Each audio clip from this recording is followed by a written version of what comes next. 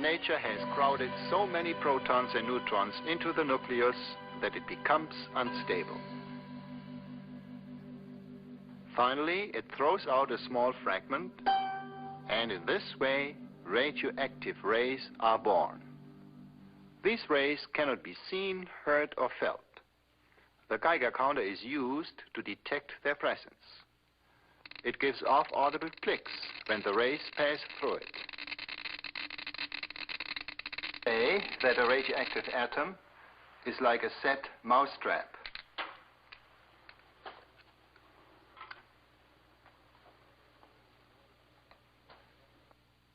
Both contain energy. The traps on this table represent the atoms in a piece of radium.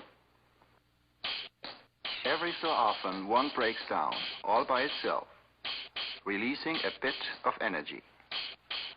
But radium is useless as a power source.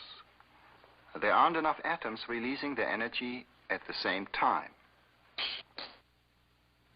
But nature knows all the secrets of the atom. Since the beginning of time, she has used atomic energy to power the whole universe and to light the fires in the sky. The best example is our own sun. These are actual time-lapse pictures of the sun's rim. That vast display of energy comes from an atomic fire raging deep in the core of the sun. If this was an ordinary fire, the sun would burn to a dead heap of ashes within a few thousand years. But so much energy is produced by these atoms that the sun will go on shining for billions of years to come.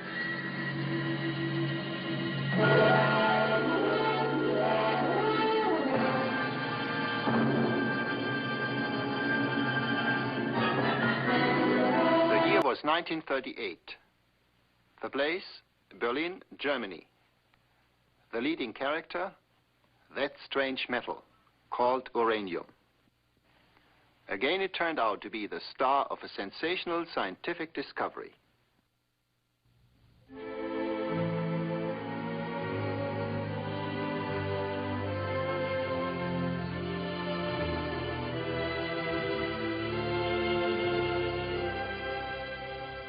Otto Hahn and Fritz Strassmann were probing the secrets of the uranium atom.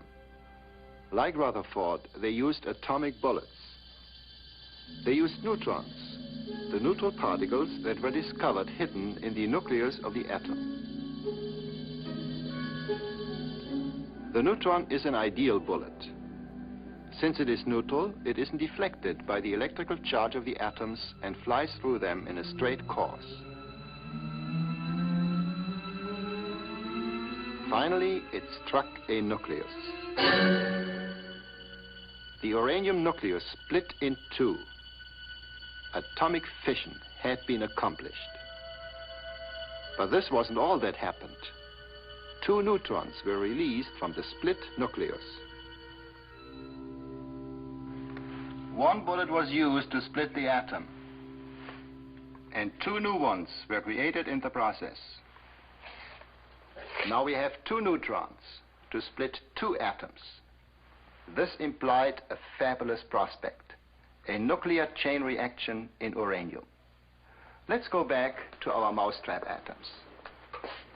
We can create a chain reaction with them. We'll use our two ping pong balls for neutrons. They will be released when the atom splits. Now all these mousetraps are the atoms that will be in the game. They are set, loaded, and ready to go.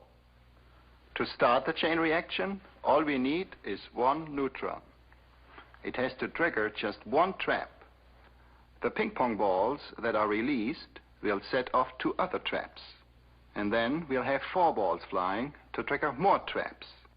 I think you can see what is going to happen. Watch.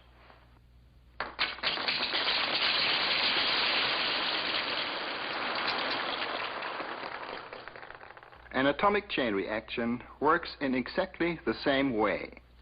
One neutron is enough to start it.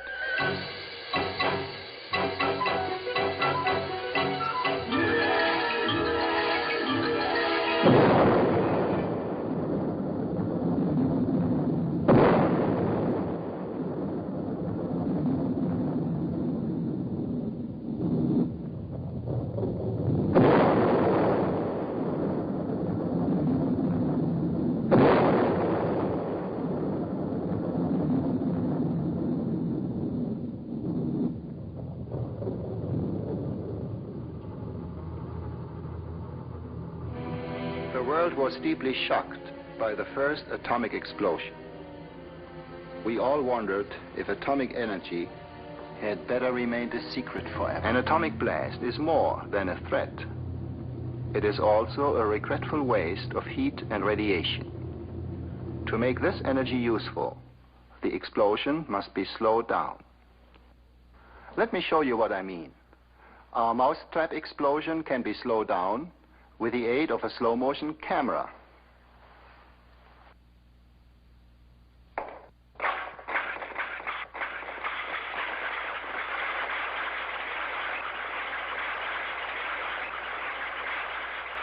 As you can see, the chain reaction is now spread over a longer period of time. The energy is released slowly, and the heat and radiation stay within useful limits. Atomic scientists produce slow nuclear chain reactions within the famous atomic reactor.